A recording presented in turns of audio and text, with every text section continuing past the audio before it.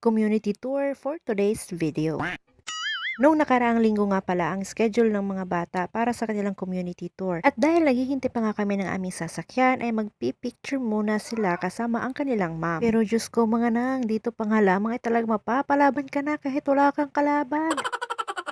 Paano ba naman kasi kung kailan ready na silang picturean saka naman aalis yung isa, Diyos ko naman. Talagang matatawa ka na lang dahil bago ka makakuha ng perfect shots ay ganito talaga ang iyong pagdadaanan. Hay naku mga batang ito, buti na nga lamang at kalmado lang yung panahon kasing kalma ng mga nanay nyo. At pagkarating nga namin sa MNHS Visual Arts ay ganito kaagad ang labanan. O diba, pildi ang inahan sa pinusingan. Pagkapasok mo pa nga lamang ay bubungad na sa'yo ang napakadaming painting. Ang akala ko nga ay kukonti lang ang makikita mo dito sa loob kasi kung titignan mo siya sa labas ay talagang hindi naman kalakihan yung lugar. Pero pagkapasok mo naman ay sobrang dami mong makikita. Iba-ibang paintings nga ang makikita mo dito pero karamihan sa mga ito ay mga bulaklak. Inaakala ko nga na hindi ma-appreciate ng mga bata yung mga ganitong paintings kasi nga ano lang naman ang alam nila, paglalaro at pagkikipagkulitan lang naman, di ba? Pero kahit papano ay nagandahan din naman sila. Gaya na lang ng dalawang batang ito na akala ko enjoy na enjoy sa paintings pero iba pala ang pinagdiskitahan nila. Pero tidyo nilang enjoy yung lugit-lugit sa ilong sa unggoy ba? Sabi ko nga sa kanila na ganyan yung mukha niyo nung maliit pa kayo kaya yakapin niyo. Niyakap nga naman nila mga nang pero ayaw nilang maniwala na magkamukha sila dahil mas kamukha ko nga raw to. Kaya agad akong kumuha ng picture kasama to. Abay magkamukha nga, parang ako lang to.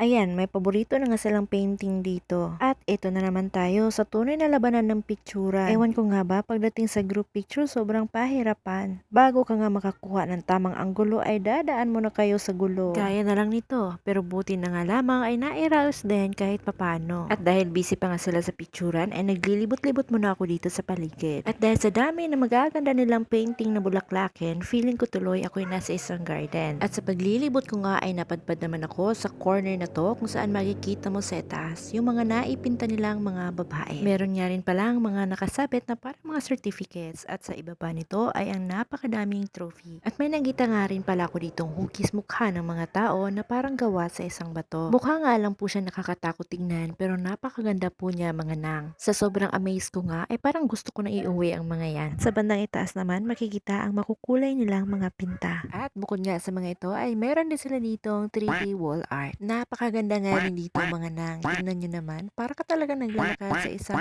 napakahabang garden. Enjoy na enjoy nga yung anak ko sa pagtalon-talon dyan sa mga batong yan. At maliban sa 3D wall garden, meron din sila ditong 3D wall falls. Pati si ma'am nag-enjoy na rin dito. Siguraduhin nyo lang na apakan niya mga bato nang hindi mabasa yung mga sapatos nyo. Nagtatapos na po ang ating community tour. Maraming salamat po sa inyong panunood. Uwi na po kami. Bye!